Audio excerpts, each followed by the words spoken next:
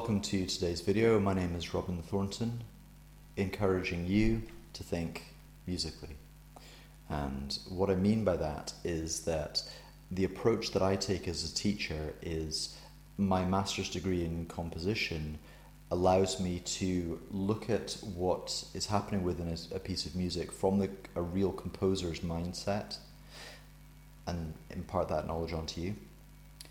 Understanding the structure and just understanding how the composer has looked at something will improve your reading, will improve your own composition, and will improve your musicology.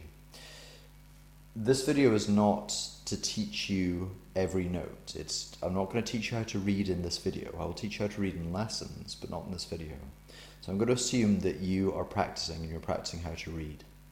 What I will do is break down the piece and show you how I would arrive at that if I had composed the piece.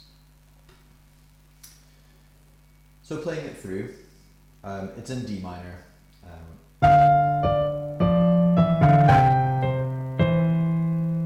Just chordally moving from this D minor down to the C with the same kind of motif.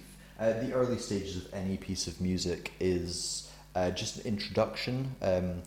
Paul Tucker has some work about forming groups, which says form, norm, storm, perform. As in, when you group together with a new class or something like that, you're all very formal and you're very quiet around each other. Then you start to normalize, you start to think, everything that I saw, everything I think I saw, did I in fact see that? Then you start to storm. It's then you start to get comfortable enough that you actually have arguments. And it's only after that, after you've argued those things through and ironed out your issues, that you can then perform. Music's kind of like that as well. It's got an exposition to expose a piece, or expose the main themes. It's got a development, and then it's got a recapitulation or a recap of the first bit. And then there's a finale at the end. Now, the development section will come later on in the piece. So, be prepared that the beginning sections of any piece is easy to learn, and somewhere around System 3, if I'm saying System 3 at the moment and you're watching this video thinking, I find System 3 really difficult, it's no accident. This is where a composer has said, right, what I've done is I've exposed the theme, I've shown people what is the form of what's about to happen, I've then maybe normalized it, repeated it, I can now start to storm it.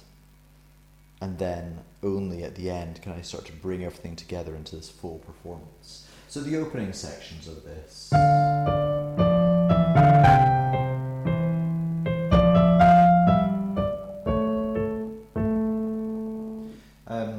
I played that mezzo forte.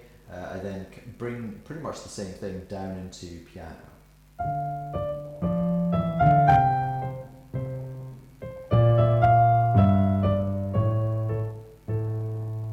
A slight reworking of the harmony at the end there, but not much difference. We then go into the storm section.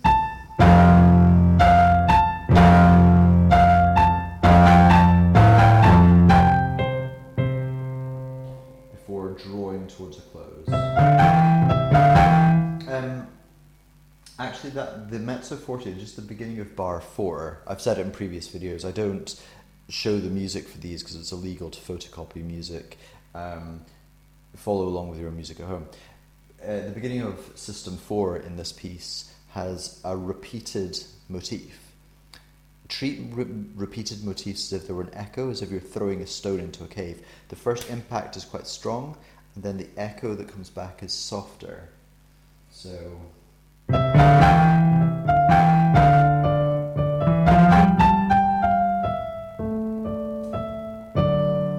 I suppose the final thing to round off the video is to say that music is a skill-based or a procedure-based sport. Every sport obviously has skill, but there are some sports which are like high diving, gymnastics, skateboarding, freestyle skiing, that kind of idea, where it's a case of, can you do the same thing as somebody else, but can you do it more skillfully? It is in deciding that somebody can do the same procedure more skillfully that we decide that they are in fact a skillful player. So we have a piece of music here, and if you can play this piece of music, which is the same piece of music that other people play, but play it more skillfully, it's that will let you think, I'm actually quite skillful at this. If you're hacking through the notes and not trying the skill, there's going to be other people that are playing it more skillfully than you are. So try to take that into how you're practicing. Don't just get into the notes, but learn the notes and then make it more skillful. And also, you'll notice that emotion is brought into the piece through speed and attack. So pay attention to the dynamics, because if you don't, then it will come across without emotion. And it's the dynamics that make you feel something.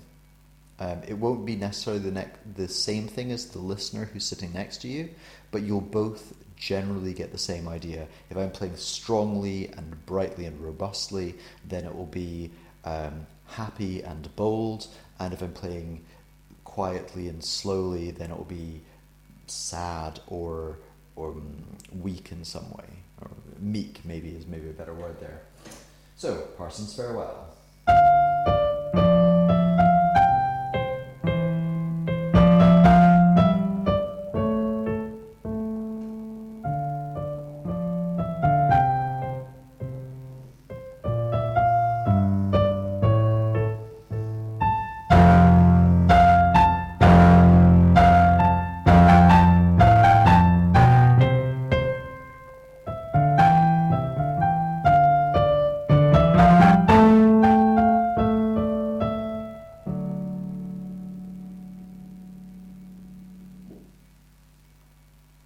Enjoy your practicing, and I will see you in the next video.